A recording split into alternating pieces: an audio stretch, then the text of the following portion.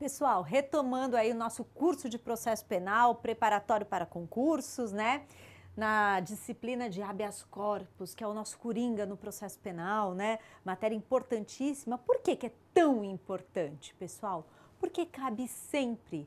O habeas corpus é uma peça que cabe em qualquer fase do processo penal. Então, cabe antes de existir um inquérito policial, durante o inquérito policial, durante a ação penal e na fase recursal. Então, vocês já entenderam que o processo penal é formado do quê? Inquérito policial, em seguida a fase de conhecimento, que chama que é a fase de ação penal, onde se produz provas, tudo, e depois que vier a sentença, vem o quê? A fase de recurso ou de execução de pena.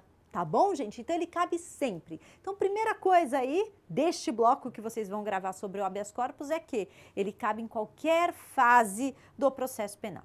Mas, professora, não existem recursos, peças já previstas no processo penal para serem feitas aí, né, de acordo com o procedimento? Sim, mas o habeas corpus, ele cabe quando não existir nenhuma peça ou concomitante, ou seja, junto com as demais peças. Então, pessoal, gravou, primeiro ponto aí, cabe em qualquer fase do processo penal, inclusive, pessoal, antes de existir o processo penal.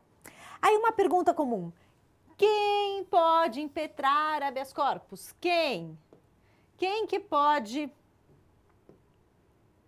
impetrar habeas corpus? É só o advogado? Aquela pessoa que fez a graduação de Direito e foi aprovada no exame da OAB? Não. O advogado, ele pode impetrar habeas corpus, sim, mas qualquer pessoa, inclusive quem não é bacharel em Direito, pode impetrar habeas corpus. Então, você pode impetrar habeas corpus, você que não se graduou em Direito. Tá bom, gente? Então, o habeas corpus não exige o quê? Inscrição nos quadros da Ordem dos Advogados do Brasil. Tá? Então, quem pode impetrar habeas corpus? Qualquer pessoa. Aí eu brinco, inclusive o Ministério Público. Vou explicar por quê. Inclusive o MP, Ministério Público, tá? O promotor de justiça. Pessoal, também costuma cair em concursos qual a função do Ministério Público, qual a função do advogado e qual a função do magistrado no processo. Rapidamente, o MP no processo penal, na ação penal pública, que ele é o titular, aquele que ingressa com a ação, ele tem uma função muito interessante. Ao mesmo tempo que ele é parcial como advogado, como acusação, como parte acusatória, ele também tem que ser o quê? Imparcial como um juiz. Por quê? Porque ele também pode pedir a absolvição. Vamos supor, ele ingressou com um processo, ingressou com uma ação penal. Durante a ação penal, aparecem o quê? As provas, né? Vai sendo produzido as provas dentro do processo penal. E aí ele se convence de que aquele cara que ele acusou é inocente. O que que ele faz? Ele pode pedir o quê? A absolvição, tá? Então, ele não tem o dever de só condenar, é uma coisa que muita gente não sabe, tá? Então, o habeas corpus, quando perguntam em concurso, o MP, ele pode impetrar habeas corpus? Pode, de acordo com o artigo 654 do CPP. Então, o Ministério Público, ele pode impetrar habeas corpus, tá? Então, e essa confusão se dá pelo que eu acabei de explicar para vocês. O MP, o processo penal é assim, a ação penal. Acusador, MP. Defesa, o advogado. E o juiz é quem está verificando todo o andamento, cuidando para que não aconteça problemas durante esse processo, cuidando do andamento de tudo e ao final, analisando tanto a acusação como a defesa, ele vai chegar a uma conclusão de absolvição, de condenação, do que ele concluir, tá certo? Só que a defesa sempre tem que defender o réu, tem que arrumar uma forma de defender sempre. Não pode acusá-lo, né? Agora, o Ministério Público, né? Ele pode, ao final da instrução processual, o que é final da instrução processual? Quando acabar o processo penal, quando acabar a produção de provas, ele pode sim pedir a absolvição. Então, ele também pode impetrar habeas corpus em favor da pessoa que está sendo processada, em favor do paciente. Então, por que perguntam muito isso? Porque todo mundo cria na cabeça o quê? Que MP, Ministério Público, é parte de condenação, ele está ali para condenar. E não é verdade, tá bom? Já expliquei para vocês. Ele está como parte de acusação, mas se ele se convencer da inocência dele, ele pode pedir também a inocência. Então, gravem aí, Ministério Público, qualquer pessoa pode impetrar habeas corpus, mas o Ministério Público, que é tanto a acusação como o fiscal da lei, gravem isso. Ministério Público é tanto a acusação no processo penal público como o fiscal da lei, também pode impetrar habeas corpus de acordo com o artigo 654 do CPP. Então, no edital de vocês está previsto o quê? Artigos 647 a 667 do CPP, que é a parte de habeas corpus. Outra coisa, pessoal. O habeas corpus, embora esteja na parte de recursos do processo penal, ele não é um recurso, ele é uma verdadeira ação. O habeas corpus, ele é uma verdadeira ação, tá ok? É uma ação própria. Então, o habeas corpus é uma petição inicial de uma ação, tá ok? Então, ele não tem natureza jurídica de recurso. Recurso é para desfazer uma decisão judicial. O HC não, ele serve para combater uma coação ilegal. Quem é que produz essa coação ilegal? Quem é que pratica o constrangimento ilegal? Podem ser várias pessoas. Delegado de polícia, juiz de primeira instância, desembargador de segunda instância, ministro do STJ, tá? Então, o habeas corpus, ele é impetrado contra algum constrangimento ilegal, tá ok? Vejam, pessoal, se a autoridade coatora, competência agora, tá? Se a autoridade coatora for um delegado de polícia, o HC será dirigido para quem? Acima, para a primeira instância. Se a autoridade coatora, quem praticar a coação ilegal, for um juiz de primeira instância, o HC será dirigido à segunda instância. Se for um desembargador de segunda instância, vai para onde? Para o STJ, Superior Tribunal de Justiça. E se for um dos ministros do STJ, vai para onde? Para o STF, Supremo Tribunal Federal. Tá bom? Ai, gente, mas eu não entendi o que é uma coação ilegal. Muito simples. Quer ver um exemplo? O juiz recebeu uma denúncia de um fato atípico. O inquérito policial narra que a Daniela, não praticou o estelionato, porque ela não teve a intenção de fraudar aquele supermercado, mas ela causou a lesão patrimonial. Lembra que eu expliquei para vocês? É necessário que exista indícios de todos os requisitos do crime, de tudo que está tipificado naquele crime. Então, para que ocorra o estelionato, é necessário o quê? O dolo e a lesão patrimonial. Então, é nítido no inquérito que só existe o quê? Lesão patrimonial. E mesmo assim o juiz recebeu a denúncia. Isso é uma coação ilegal. Ah, mas quem ofereceu a denúncia foi o MP. Não é ele a autoridade coatora? Não. A autoridade coatora é quem efetiva a coisa, ou seja, quem recebeu a denúncia foi o juiz. E ele recebendo a denúncia dá início a quê? A ação penal. Então é quem pratica a coação ilegal. Tá bom, gente? Então a competência é sempre o quê? Para a autoridade hierarquicamente e imediatamente superior à autoridade coatora, quem praticou a coação ilegal. Então, o juiz que recebeu uma denúncia de um fato atípico, ele é autoridade coatora. Esse HC será dirigido a quem? Ao TJ, segunda instância, tá? Ao desembargador do TJ. Tá bom, gente? Fácil, fácil, tá? Pessoal, uma coisa curiosa. Concurso público gosta de Ministério Público, então vou explicar uma coisa sobre a competência no MP. Durante todo o processo penal, como eu disse para vocês, o MP, ele é parte de acusação. Ele que está promovendo a ação penal, porém pode pedir absolvição, pode impetrar habeas corpus, porque além de ser a parte acusadora, ele é também um fiscal da lei, tá certo? Então, durante todo o processo penal, ele é como advogado. Requeiro isso, ofereço a denúncia, peço a condenação ou peço a absolvição. Mas quem recebe a denúncia é o juiz. Quem determina a produção de uma prova é o juiz.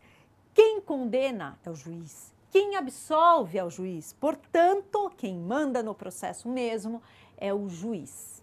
Então, não existe, em regra, momento que o MP é a autoridade coatora. Nós só temos um exemplo no processo penal que o Ministério Público figura como autoridade coatora, como quem mandou. Que momento é esse, gente? É no momento, vejam aí, é no momento que o MP, promotor de justiça, Ministério Público, MP, promotor de justiça, Ministério Público Estadual, procurador da República, Ministério Público Federal. Momento que o promotor ou o procurador da República requisitam, mandam a instauração de um inquérito. Porque no momento que o promotor ou o procurador da República manda a instauração de um inquérito policial que ele requisita, o inquérito é instaurado. E aí, pessoal, o que acontece? O que acontece aí, pessoal? O inquérito é instaurado, ele mandou. E ele pode estar praticando uma coação ilegal. Então, é somente no momento que ele manda, que é somente este dentro do processo penal, porque os demais momentos quem manda é o juiz, é o momento que ele pode figurar como autoridade coatora. Ai, mas professora, você disse também que o desembargador de segunda instância e o ministro também podem ser autoridades coatoras. Podem, porque eles também são juízes, só que com uma nomenclatura diferente, porque estão em instâncias superiores. Então, na primeira instância, o magistrado é chamado de juiz, na segunda instância é chamado de desembargador. E nos tribunais superiores que estão lá em Brasília, que são STJ e STF, são chamados de ministros. Maravilha, gente? Importante se familiarizar com essa nomenclatura. Eu sei que para vocês é um pouco abstrato, mas vocês vão chegar lá vendo esses vídeos, assistindo esses vídeos, lendo o Código de Processo Penal e estudando pelo meu resumo que eu disponibilizei para vocês. Maravilha, gente? Vamos em frente, pessoal. Uma coisa que eu quero falar aqui para vocês. Seguinte, que eu não quero que vocês esqueçam sobre o habeas corpus. O artigo 648 do CPP, ele traz as coações ilegais, tá? Traz, o inciso 1 fala o quê? Falta de justa causa, aquele caso do fato atípico. Se não tiver sentença ainda, o objetivo desse HC é o quê? Trancar a ação penal ou inquérito. Se já existir uma sentença, o objetivo é a cassação da sentença, tá bom? Se for o inciso 6, que fala da nulidade, o objetivo é o quê? A anulação do processo, tá? Anulação ab início do processo ou anulação a partir de uma fase. Vou dar um exemplo. Anulação ab início. Todo mundo que não é da área jurídica já ouviu que é necessário que a pessoa seja o quê? Citada, né? É necessário a citação. Se não for citado, cabe o quê? Nulidade. Vamos supor que o Tício não foi citado naquele processo. Cabe o quê? HC para anular o processo ab início, desde o começo. Agora, pessoal, lá na sentença, é imperativo que o juiz sempre, quando condenar alguém ou absolver, fundamente essa sentença, explique os motivos pelos quais ele chegou à conclusão de uma condenação, de uma absolvição, certo, gente? Se ele não fizer isso, se ele não fundamentar a sua decisão, cabe anulação do inciso 6 do Código de Processo Penal, inciso 6 do artigo 648. Só que aí não é uma anulação ab início, é a partir da sentença, tá bom? E agora eu quero que vocês gravem o seguinte para fechar esse bloco. A diferença de iminência de coação ilegal para iminência de prisão. Vejam, pessoal, a iminência de coação ilegal, ela é sanável através do HC preventivo, pedindo-se o quê? 160 do CPP. Pedindo-se o salvo-conduto. Esse é um nome bonito, né? Eu falo, direito tem nomes chiques. Vocês vão decorar nomes bonitos, tá? Então vamos ampliar aí o vocabulário. Olha lá, agora, iminência de prisão. Ela é sanável através de um HC liberatório. HC liberatório, pedindo-se o quê? Contramandado de prisão. Contramandado de prisão. Ai, professora, agora confundiu HC liberatório com preventivo. Iminência de coação ilegal, ainda não aconteceu nada. Não existe um papel contra ele. Que papel? Inquérito policial, ação penal ou prisão expedida. Por que que a iminência de prisão ela é combatida através do HC liberatório? Porque já existe um papel contra ele. Que papel?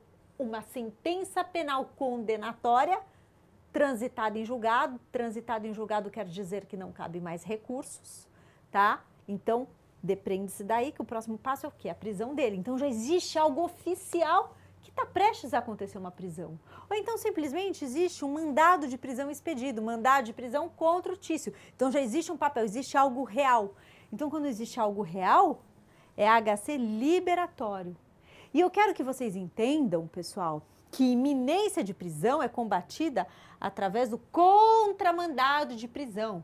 Tá errado falar em alvará de soltura para quem está na iminência de ser preso, porque quem está na iminência de ser preso não pode ser solto, tem que ser expedido o quê? Contramandado de prisão, que ele não seja preso. Agora, quem está preso, cabe o quê? HC liberatório para quê?